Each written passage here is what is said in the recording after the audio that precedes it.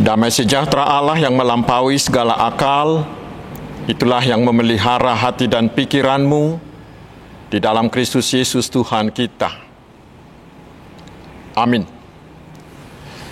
Selamat hari Minggu saudaraku, mari dengan hati yang gembira, mari kita menerima firman Tuhan yang menjadi dasar khotbah di minggu ke-20 sesudah Trinitatis hari ini, yaitu dari kitab Nabi Habakuk, pasal yang kedua ayat pertama hingga ayat yang keempat akan saya bacakan untuk kita. Aku mau berdiri di tempat pengintaianku dan berdiri tegak di menara. Aku mau meninjau dan menantikan apa yang akan difirmankannya kepadaku dan apa yang akan dijawabnya atas pengaduanku. Lalu Tuhan menjawab aku demikian. Tuliskanlah penglihatan itu dan ukirlah itu pada loh-loh, supaya orang sambil lalu dapat membacanya. Sebab penglihatan itu masih menanti saatnya, tetapi ia bersegera menuju kesudahannya dengan tidak menipu. Apabila berlambat-lambat, nantikanlah itu. Sebab itu sungguh-sungguh akan datang dan tidak akan bertangguh.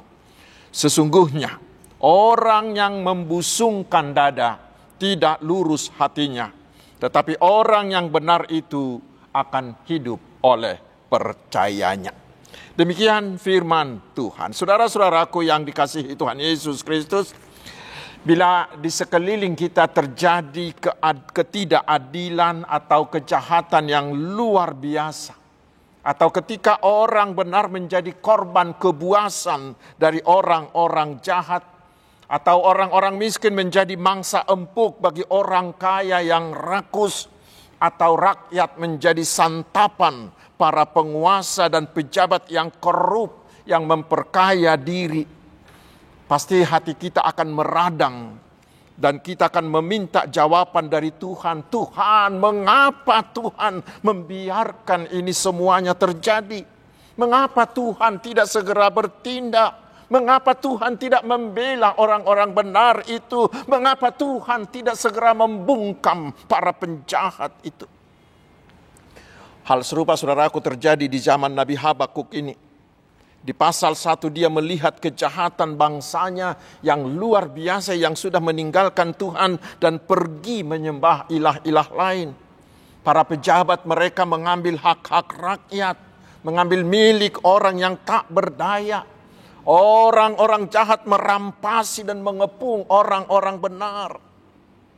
Dalam kondisi seperti itulah saudaraku, Habakuk berteriak kepada Tuhan. Berapa lama lagi Tuhan aku berteriak penindasan, tetapi Engkau tidak tolong.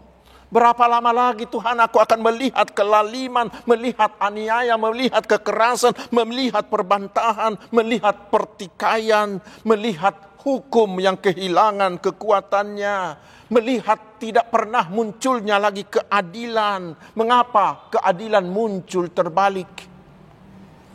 Lalu di pasal pertama ayat 5 sampai 11 Tuhan menjawab bahwa Tuhan akan segera menghukum Yehuda bangsanya dengan mendatangkan bangsa Kasdim menjajah dan membuang mereka. Mereka akan diperlakukan dengan kejam sehingga mereka akan sangat menderita. Karena itulah di ayat 12 Habakuk bertanya, di mana keadilanmu ya Tuhan? Lalu apa yang terjadi saudaraku? Kemudian di pasal 2 Habakuk, di pasal 2 dari kitab Habakuk ini, Tuhan memberi jawab yang sangat jelas, yang sangat benar. Jawaban yang layak dipercaya, layak diimani. Dan jawaban itu adalah pertama. Kita baca di ayat 3 bahwa Tuhan menjawab bahwa Tuhan akan segera bertindak. Tetapi Tuhan masih menunggu saat yang tepat dari Tuhan. Tetapi Tuhan pasti bertindak. Memang saudaraku, sering sepertinya Tuhan mengulur waktu. Tetapi bukan karena Tuhan lengah, bukan karena Tuhan ingkar janji. Tuhan pasti melakukannya karena Tuhan selalu setia pada apa yang diucapkannya. Songo kata ni buku detaide nomor 280 ayat 2. Naksipata di pabeda debata pangurupina anggojup pang tikini pitor tongosonai. Tuhan pasti bertindak. Tetapi kita diminta bersabar menunggu. Tunggulah waktu Tuhan. Jangan takabur. Karena Tuhan lebih tahu waktu yang tepat melakukan kehendaknya yang terbaik itu. Tetapi saudaraku, kita sering tidak sabar.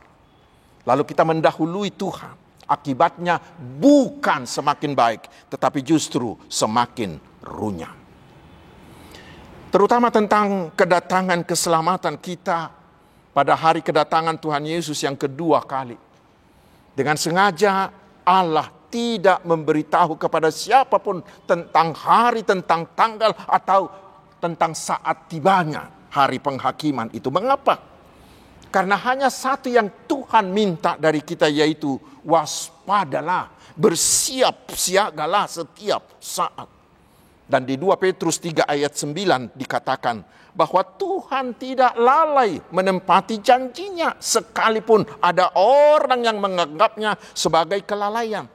Tetapi karena Ia sabar terhadap kamu, karena Ia menghendaki supaya jangan ada yang binasa, melainkan supaya semua orang berbalik dan bertobat.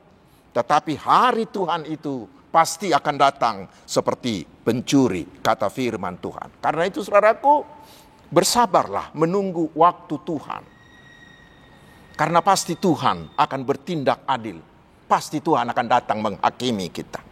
Saudara-saudaraku yang dikasihi Tuhan Yesus Kristus, mungkin hari ini, mungkin saat ini saudara sedang menunggu jawaban Tuhan atas doa-doa permohonanmu.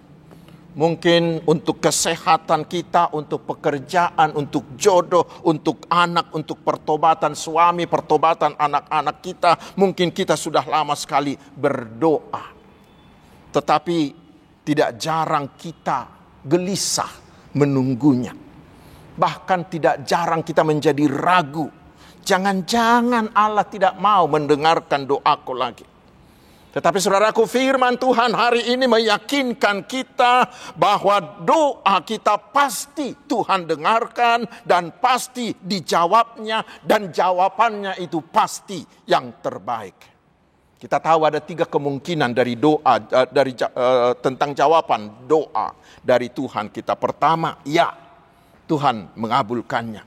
Tetapi yang kedua mungkin tunggu dulu. Tuhan akan mengabulkannya pada waktu yang tepat bagi Tuhan untuk melakukan itu.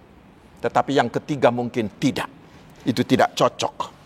Tetapi Tuhan mungkin akan mengatakan, aku akan menggantikannya dengan yang terbaik bagimu. Karena itu saudaraku, kita diminta tekunlah berdoa, tak putus-putusnya. Matius 7 ayat 7, 1 Tesalonika 5 ayat 12, Roma 12 ayat 12. Dan tetaplah bersabarlah menunggu. Tuhan pasti mendengarkan semua doa-doa kita. Tetapi biarlah kehendak dan waktu Tuhan yang berlaku. Karena kehendak dan waktu Tuhan itulah yang paling sempurna. Dan kita tahu saudaraku, iman yang teruji adalah iman yang melalui masa penantian yang panjang, yang menunjukkan kesetiaan, menunjukkan kepasrahan, menunjukkan keyakinan yang teguh. Kita ingat Abraham, janji Tuhan tentang anaknya itu memakan waktu puluhan tahun. Tetapi Abraham teruji imannya oleh penantian itu. Ingatlah Simeon yang begitu lama menunggu kedatangan Mesias itu. Ingatlah Hana yang terus berdoa meminta kelahiran anak, dan Tuhan memberinya Samuel itu.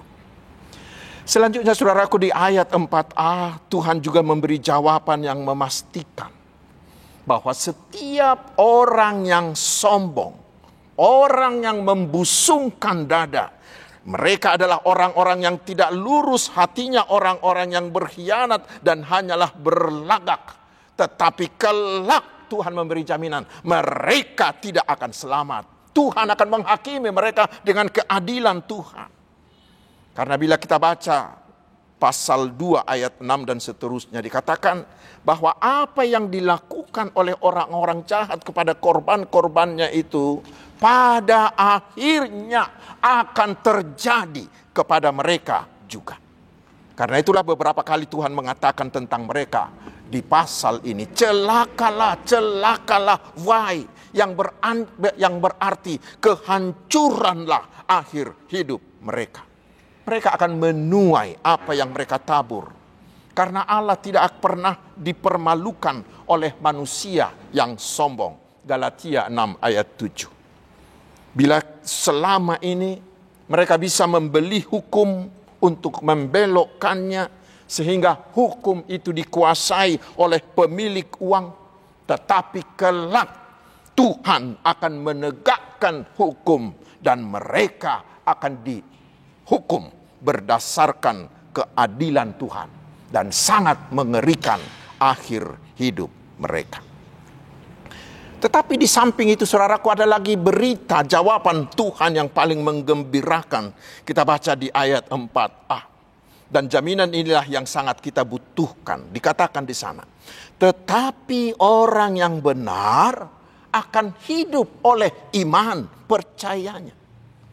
Saudara-saudaraku, pada akhirnya hidup dalam kebenaran itu tidak sia-sia, tetapi akan menuai hasil yang luar biasa. Keadaan akan berbalik. Bila sebelumnya orang-orang jahat yang bersemarak dan orang-orang benar menjadi korban penindasan mereka, tetapi ketika Tuhan datang bertindak, maka orang-orang jahat itu yang akan menjadi celaka, akan menjadi binasa, sementara orang-orang benar itu akan hidup. Dan bukan sekedar hidup, tetapi di Matius 13 ayat 43 dikatakan, pada waktu itulah orang-orang benar akan bercahaya seperti matahari dalam kerajaan Bapa mereka. Dan bila kita baca di Mazmur 97 ayat 10 sampai 12 dikatakan di sana, hai orang-orang yang mengasihi Tuhan, bencilah kejahatan. Dia yang memelihara nyawa orang-orang yang dikasihinya akan melepaskan mereka dari tangan orang-orang fasik. Terang telah terbit bagi orang-orang benar, dan sukacita bagi orang-orang yang tulus hati. Bersukacitalah karena Tuhan, hai orang-orang benar, dan nyanyikanlah syukur bagi namanya yang kudus. Dan banyak lagi nats Alkitab yang meyakinkan kita tentang hasil akhir dari hidup orang yang benar itu. Nanti kita baca di 2 Petrus 2 ayat 5 dan seterusnya. Sama seperti Tuhan menyelamatkan Lot. Karena dia selalu hidup benar. Walaupun seluruh masyarakat Sodom dan Gomora sudah sangat jahat. Dan lihatlah, Sodom dan Gomora itu diluluh lantakkan. Tetapi Allah menyelamatkan keluarga Lot. Demikian juga dengan keluarga Nuh. Nuh dan keluarganya hidup di tengah-tengah masyarakat, di tengah-tengah manusia yang sangat-sangat berdosa sehingga Tuhan menyesal atas mereka. Tetapi Nuh dan keluarganya selalu hidup benar di hadapan Tuhan. Dan apa hasilnya? Lihatlah, Tuhan memusnahkan semua manusia jahat itu, tetapi melepaskan Nuh dengan keluarganya itu. Kita baca di 2 Petrus 2 ayat 9 dikatakan, maka nyata bahwa Tuhan tahu menyelamatkan orang-orang saleh dari pencobaan dan tahu menyimpan orang-orang jahat untuk disiksa pada hari penghakiman. Saudara-saudaraku yang terkasih yang masih tetap setia menjadi orang-orang benar. Sering sekali kita bingung mengambil keputusan di tengah-tengah dunia dan di tengah-tengah masyarakat kita sekarang. Karena nampaknya semakin banyak orang yang bergelimang dalam dosa dan dalam kejahatan. Tetapi hidup mereka sangat-sangat bergelimang harta, bergelimang kemewahan, penuh dengan pesta pora. Mereka menjadi berkuasa. Nampaknya mereka lah yang paling diberkati oleh Tuhan. Karena mereka sering muncul dengan wajah yang paling dermawan. Terutama bila mendekati pemilihan-pemilihan, muncullah dermawan-dermawan dadakan. Sementara orang benar nampaknya menjadi korban mereka. Yang sering dihina, hidupnya pas-pasan dan tidak jarang menjadi menderita karena ulah orang-orang jahat tadi. Lalu itu membuat orang banyak berpikir salah. Mengatakan bahwa Tuhan itu tidak ada. Atau mengatakan bahwa Tuhan itu tidak mampu membela orang benar. Tetapi Tuhan itu berpihak pada orang jahat. Ditambah lagi dengan pemahaman yang salah. Bahwa berkat-berkat itu selalu ditandai dengan harta yang banyak, dengan kesuksesan, dengan kekuasaan. Itu membuat tidak sedikit orang yang beralih dari orang benar menjadi orang jahat. Atau berada di antara keduanya. Menjadi bunglon. Bila di antara orang benar dia menjadi orang benar. Tetapi di antara orang jahat dia menjadi orang yang lebih jahat. Dan tidak sedikit orang Kristen yang mengikuti paham dan jalan seperti itu. Saudara-saudaraku, firman Tuhan hari ini meyakinkan kita bahwa Tuhan pasti akan menggaruk, akan menghukum, akan membinasakan orang-orang jahat itu dan akan membuat mereka lebih rendah daripada sampah. Kejahatan yang mereka tabur akan mereka tuai kelak dengan hukuman yang kekal. Dan kita diyakinkan bahwa Tuhan bukan hanya akan membela dan memberkati orang-orang benar dengan berkat-berkat jasmani dan berkat-berkat rohaninya. Tetapi lebih jauh, orang benar itu akan hidup oleh iman percayanya, sehingga mereka akan beroleh hidup yang kekal karena imannya di dalam Tuhan Yesus Kristus. Hanya sekarang saudaraku, kita dituntut agar kita mau hidup seperti Lot. Hidup mau seperti keluarga Nuh yang tetap setia menjadi orang benar walau mereka berada di tengah orang-orang yang terjahat. Yakinlah dengan itu saudaraku. Karena itu hari ini kita diingatkan, walau sekelilingmu sudah penuh dengan orang-orang jahat, tetapi kamu, kita, orang, anak-anak Allah, tetaplah hidup sebagai orang benar. Kita akan hidup oleh iman percaya kita tersebut.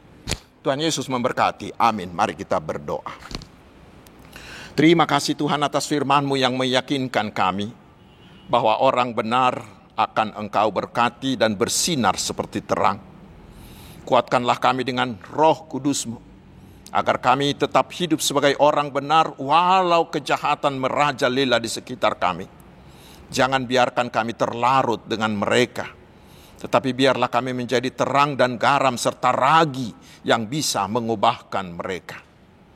Ya Tuhan kami yang penuh berkat, berkatilah kami umat-Mu ini satu persatu di pekerjaan, di usaha, di studi, atau di pelayanan kami. Berkatilah para orang tua agar berhikmat mendidik anak-anaknya, terutama yang masih remaja. Berkatilah para lansia agar semakin kuat iman dan pengharapannya. Berkatilah kaum bapa agar setia menjadi imam bagi keluarganya. Berkati jugalah kaum ibu agar mampu membuat rumahnya menjadi istana bagi keluarganya. Berkatilah juga para pendidik, para penjaga keamanan, para perawat, para dokter, dan semua pekerja di negara, di negeri maupun di swasta. Berkati jugalah para pengusaha, para pedagang kecil, menengah, dan besar. Berilah pekerjaan bagi mereka yang masih menganggur. Berilah keberhasilan atas semua usaha yang kami lakukan. Ya Tuhan yang Maha Kasih, Muluskanlah pelantikan presiden dan wakil presiden kami yang baru di minggu depan ini. Berilah mereka hikmat-Mu untuk menyusun kabinetnya yang benar-benar berpihak pada rakyat, yang membantu Bapak Presiden kami membangun bangsa ini untuk semakin adil, semakin aman, dan semakin sejahtera. Ya Tuhan, berkatilah para hamba-Mu agar semakin kreatif, semakin inovatif, serta semakin berkomitmen melayani jemaat-Mu. Muluskanlah juga persiapan gereja-Mu HKBP menyelenggarakan sinode gudang pemilihan pimpinan HKBP yang baru di bulan Desember yang akan datang. Terpujilah nama-Mu ya Allah yang maha benar, yang maha agung, yang maha kasih dan mulia. Hanya di dalam nama Tuhan Yesus Kristus Juru Selamat kami yang hidup, kami berdoa dan bersyukur, tetapi kehendak-Mu lah yang jadi atas kami. Amin.